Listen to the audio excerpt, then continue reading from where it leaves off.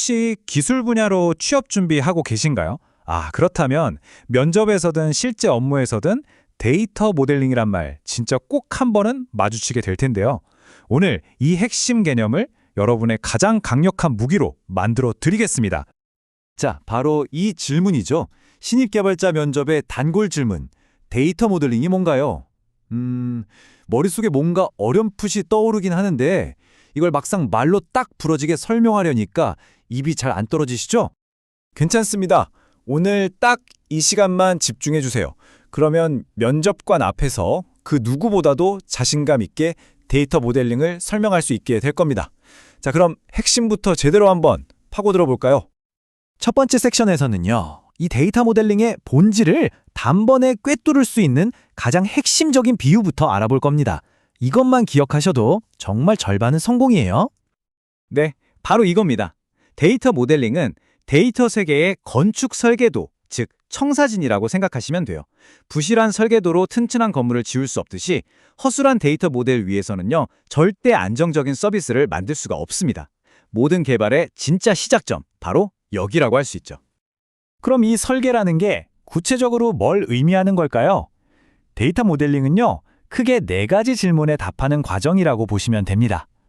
첫째, 우리 서비스에 어떤 데이터가 필요한가? 둘째, 그 데이터를 어떻게 저장할 것인가?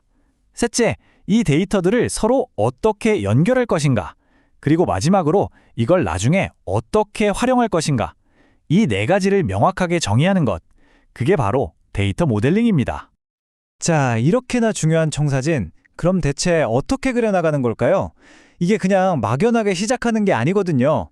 큰 그림에서부터 시작해서 아주 세부적인 기술 명세까지 굉장히 체계적인 3단계 과정을 거치게 됩니다. 데이터 모델링은 크게 보면 개념 모델, 논리 모델, 그리고 물리 모델, 이 3단계를 순서대로 거칩니다. 마치 우리가 스케치를 하고 그걸로 상세 설계를 하고 마지막에 시공 도면을 그리는 것과 아주 똑같죠. 각각 무엇을, 어떻게, 어디에? 라는 질문에 답하면서 점점 더 구체적으로 만들어가는 과정이에요. 하나씩 한번 살펴볼게요. 자, 첫 단계는 개념 모델입니다. 목적을 보시면 무엇이 중요한지 정의하는 거라고 되어 있죠. 그러니까 기술적인 건 잠시 잊어버리고 비즈니스 그 자체에 집중하는 거예요. 예를 들면 우리 서비스의 핵심 개념, 고객, 주문 같은 걸 찾아내고 한 명의 고객은 여러 번 주문을 할 수 있다처럼 이것들 사이의 관계를 정의하는 아주 큰 그림을 그리는 단계입니다. 다음은 논리 모델입니다. 방금 그린 큰 그림에 이제 구체적인 살을 붙이는 단계죠. 고객이라는 덩어리에 고객 아이디, 이름, 주소 같은 세부 속성들을 하나하나 정의해 주는 거예요.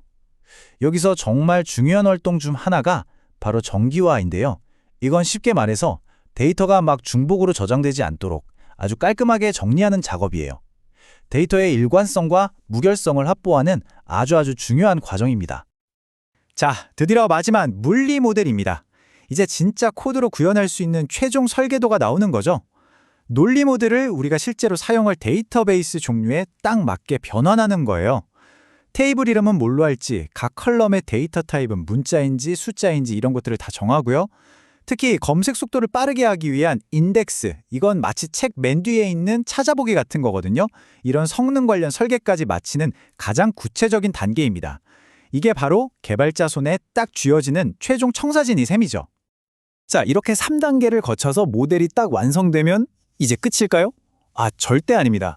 데이터 모델은요, 한 번 만들고 그냥 책장에 꽂아두는 그런 문서가 아니에요. 지금부터 서비스가 살아 숨쉬는 내내 함께 가야 합니다. 네, 바로 이 이미지처럼 말이죠. 데이터 모델은 박물관에 고정된 유물이 아니에요. 비즈니스가 성장하고 새로운 기능이 추가될 때마다 계속해서 진화하고 자라나는 살아있는 유기체와도 같습니다. 이 타임라인을 한번 보세요. 그 역할이 한눈에 쫙 들어오죠.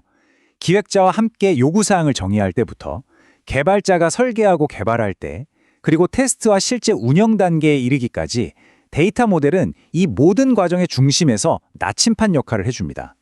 팀원 모두가 같은 그림을 보게 하는 소통의 도구이자 시스템의 건강 상태를 확인하는 기준점이 되는 거죠. 서비스가 운영에 들어가면 이런 꾸준한 관리가 정말 핵심입니다. 예를 들어서 기능이 바뀔 때마다 버전 관리를 해야 하고 설계도랑 실제 데이터베이스가 다른 부분은 없는지 계속 동기화를 맞춰줘야 하고요. 또 데이터가 쌓여서 느려질 때를 대비해서 성능 튜닝도 해줘야 합니다. 결국 데이터 모델을 건강하게 유지하는 게 곧 서비스의 건강을 지키는 일인 거죠. 물론 이렇게 복잡한 작업을 우리가 맨손으로 하지는 않아요.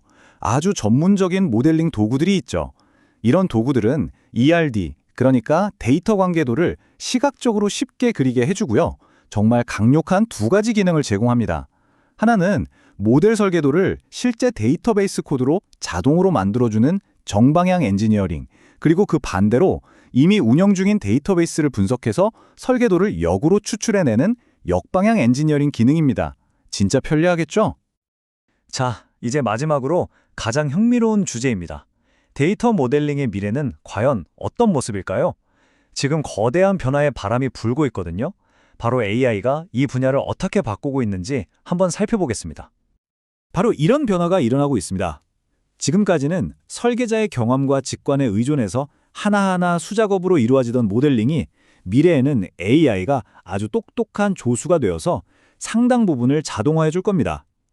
사람이 하던 설계, 튜닝, 검증 작업이 훨씬 더 빠르고 정확해지는 거죠. 한번 상상해 보세요. 기획자가 그냥 말로 온라인 쇼핑몰 주문 시스템 만들어줘 라고 하면 AI가 모듈 초안을 뚝딱 만들어주고 실제 사용 패턴을 분석해서 이 부분에 인덱스를 추가하면 성능이 30%는 향상될 겁니다 라고 먼저 제안해주는 시대가 오고 있다는 겁니다. 이건 베테랑 설계사를 개인 조수로 두는 거나 마찬가지죠. 오늘 이야기의 핵심 결론입니다. 데이터 모델링은 단순히 데이터를 어떻게 저장할까 하는 규칙을 정하는 작업 그 이상입니다. 이건 우리가 만들려는 시스템의 뼈대를 세우는 일이고 그 위에 세워질 모든 기능과 서비스의 안정성을 책임지는 가장 근본적이고 중요한 과정이라는 겁니다. 여러분이 다음 프로젝트를 시작하기 전에 이 질문을 꼭 스스로에게 한번 던져보셨으면 좋겠습니다. 과연 우리의 데이터 청사진은 튼튼한가? 잘 만든 데이터 모델 하나가 프로젝트의 성패를 좌우할 수 있다는 점 꼭 기억해 주세요. 감사합니다.